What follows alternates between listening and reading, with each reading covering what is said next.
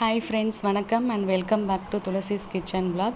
இன்றைக்கி வந்துட்டு ஒரு சூப்பரான லன்ச் மெனு தான் பார்க்க போகிறோம். அது என்னென்னா சைவ நெத்திலி மீன் குழம்புங்க. என்னடா அது சைவத்தில் எப்படி மீன் குழம்பு செய்யலாம் தானே பார்க்குறீங்க. ஆமாங்க, வாழைப்பூ வச்சு ஒரு சூப்பரான மீன் குழம்பு வந்துட்டு செய்யலாம்.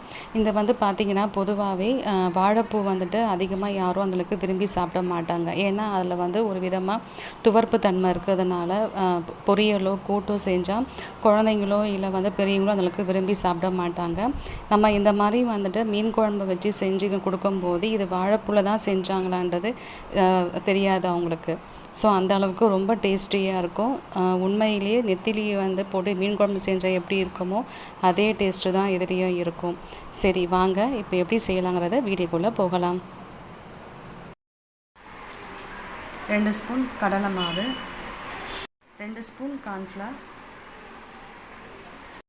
1 ஸ்பூன் அரிசி மாவு, 1 பிஞ்ச் மஞ்சள் தூள், அரை ஸ்பூன் குழம்பு மிளகாத்தூள், 1 பிஞ்ச் அளவுக்கு கரம் மசாலா தூள், ஒரு அரை ஸ்பூன் உப்பு வந்து நீங்கள் கம்மியாகவே சேர்த்துக்கோங்க. நம்ம வந்து குழம்புலேயே நம்ம சேர்ப்போம். உப்பு கொஞ்சம் ஜாஸ்தி இருக்கக்கூடாது, அதனால் கம்மியாகவே சேர்த்துக்கலாம்.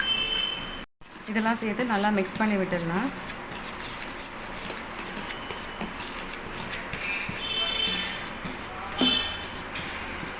தண்ணி கொஞ்சம் பஜ்ஜி மாவு மாதிரி மிக்ஸ் பண்ணிக்கலாங்க.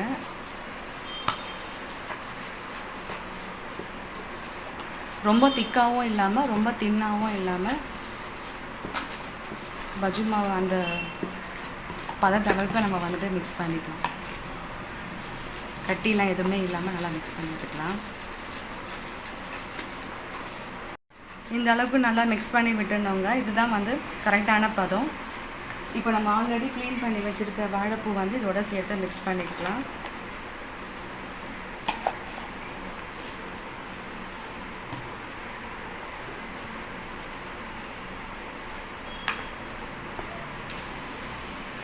இந்த அளவுக்கு நல்லா மிக்ஸ் பண்ணி விட்டுடலாங்க. இது நல்லா ஒரு 1/2 அன் ஹவர் நல்லா ஊறட்டும். மசாலா ரெடி பண்ணுறதுக்கு நான் வந்து தேங்காய் 1/4 முடிக்கு ரொம்ப கம்மியாக நான் எடுத்திருக்கேன். அது மாதிரி நான் ட்ரையாக வந்து அரைச்சி வச்சுருக்கேன். பண்ணுறதுக்கு நான் கடாயில் வந்து 1 ஸ்பூன் எண்ணெய் சேர்த்துருக்கேன். எண்ணெய் ஹீட் ஆகிடுச்சு. 1 ஸ்பூன் சீரகம், கருவேப்பிலை கொஞ்சம், இது கூடவே நான் ஒரு மீடியம் சைஸ் வெங்காயம் வந்து கட் பண்ணி வச்சுருக்கேன். அதையும் சேர்த்து வதக்கிக்கலாம். ரொம்ப வந்து வதக்க வேண்டாம், லைட்டாக கலர் சேஞ்ச் ஆனால் மட்டும் போதும்.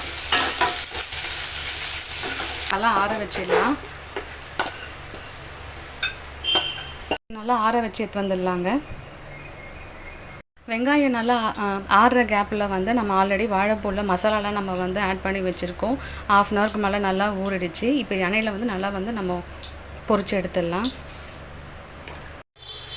ஒன்று ஒன்றா போடுங்க, மொத்தமாக போட்டுறாதீங்க, இல்லைன்னா வந்து அந்த நெத்திலி மாதிரி வந்து இருக்காது. லோ ஃப்ளேமில் வச்சு ஒன்று ஒன்றா போட்டு ஃப்ரை பண்ணி எடுத்துருங்க.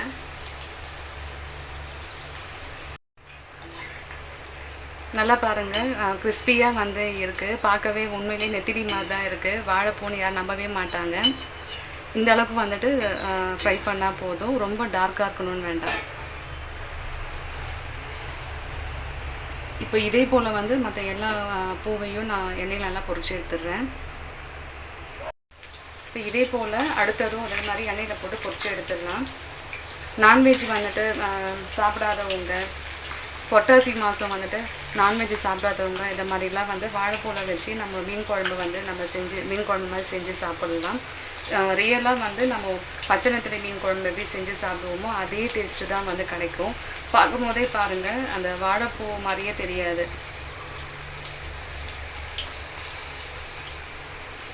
இன்னொன்று, நம்ம வாழைப்பூலாம் வந்து பொரியலோ இல்லை கூட்டோ செஞ்சு சாப்பிடும் போது யாரும் அந்தளவுக்கு விரும்பி சாப்பிட மாட்டாங்க.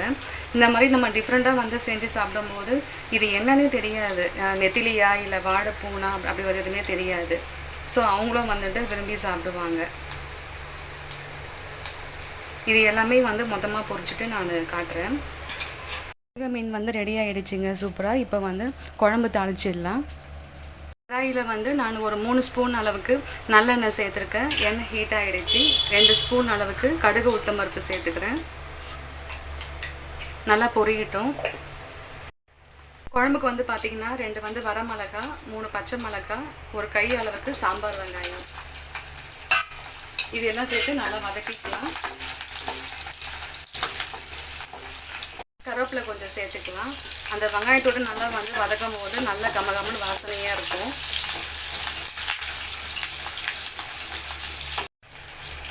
ரெண்டு ஸ்பூன் இஞ்சி பூண்டு பேஸ்ட்டு சேர்த்துக்கிறேங்க. அதையும் சேர்த்து நல்லா வதக்கிக்கலாம். மீடியம் சைஸ் தக்காளி ஒன்று எடுத்துக்கிறேங்க, அதையும் சேர்த்துக்கிறேன்.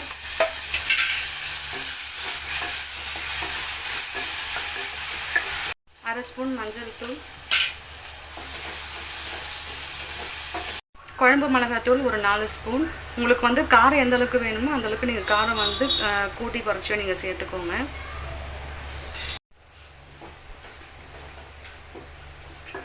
மிளகாத்தூளுடைய அந்த பச்சை ஸ்மெல் போகிற வரைக்கும் கொஞ்சம் லைட்டாக வதக்கி விட்டுக்கலாம். இப்போ இதுக்கு வந்துட்டு தண்ணி கொஞ்சம் சேர்த்துக்கிறேன்.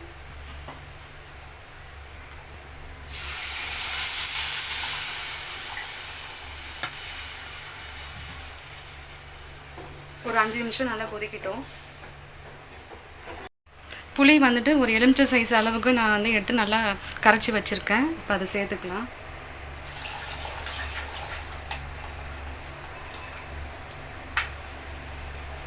உப்பு சேர்த்துக்கிறேங்க. சேர்த்து நல்லா வந்து கொதிக்கிட்டோம். தேங்காய், வெங்காயம், சீரகம் இது நல்லா வந்து மையம் அரைச்சாச்சு. இப்போ வந்து இது வந்து குழம்புல ஆட் பண்ணிக்கிறேன். இது வந்து ஒரு 5 நிமிஷம் நல்லா கொதிச்சு வரட்டும். வெல்லம் ஒரு துண்டு போட்டுக்கிறேங்க. ஏன்னா இது வந்து புளிப்பு காரம் அதை வந்து பேலன்ஸ் பண்ணும். இது கூடவே நம்ம வந்து ஃப்ரை பண்ணி வச்சுருக்க வாழைப்பூ சேர்த்துக்கலாம். ஒரு வாட்டி மிக்ஸ் பண்ணி விட்டுடலாம். இந்த வாழைப்பூ வந்து நம்ம ஃப்ரை பண்ணி வச்சுருக்கோம் இல்லைங்களா, ரொம்ப நேரம் கொதிக்க வேண்டாம். 1 நிமிஷம் மட்டும் வந்துட்டு கொதிச்சு வந்தால் போதும். ஃபைனலாக வெந்தயத்தூள் வந்து ஒரு 1/4 ஸ்பூன் சேர்க்கலாம்.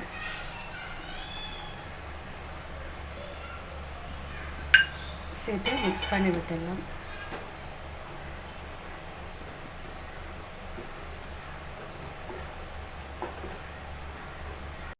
ஃபைனலாக கொத்தமல்லி தூவி இறக்கிட்டா சைவ நெத்திலி மீன் குழம்பு ரெடி ஆகிடுச்சு. நல்லா கமகமன்னு நல்ல ஒரு ஃப்ளேவராக வந்து இருக்குது. பார்க்கவே நல்லா கலர்ஃபுல்லாக இருக்குது. பொதுவாக பார்த்திங்கன்னா நான்வெஜ் வந்து சாப்பிட முடியாத நேரத்தில் இல்லை நான்வெஜ் வந்து சாப்பிடாதவங்க இந்த மாதிரி நம்ம வந்துட்டு செஞ்சு சாப்பிட்லாம். ரொம்ப டேஸ்டியாக இருக்கும். பொதுவாக வந்து வாழைப்பூவில் வந்து பார்த்திங்கன்னா அதிகப்படியான ஹெல்த் பெனிஃபிட்ஸ் இருக்குது. லேடிஸ்க்கு வந்துட்டு யூட்ரஸ் வந்து நல்லா ஸ்ட்ராங்காக வந்து வச்சுக்க ஹெல்ப் பண்ணும். அது மட்டும் இல்லாமல் நம்மளுடைய உடம்புல இருக்கிற ரத்தத்தை வந்துட்டு சுத்தப்படுத்துறதுக்கும் வந்து இது ஹெல்ப்ஃபுல்லாக இருக்குது. இது வந்து நம்ம வாழைப்பூ பொதுவாக நம்ம கூட்டோ பொரியலோ செஞ்சு சாப்பிடும்போது யாரும் அந்தளவுக்கு வந்து விரும்பி சாப்பிட மாட்டாங்க. ஸோ நீங்கள் இதை மாதிரி செஞ்சு கொடுத்தீங்கன்னா கண்டிப்பாக வந்து விரும்பி சாப்பிடுவாங்க.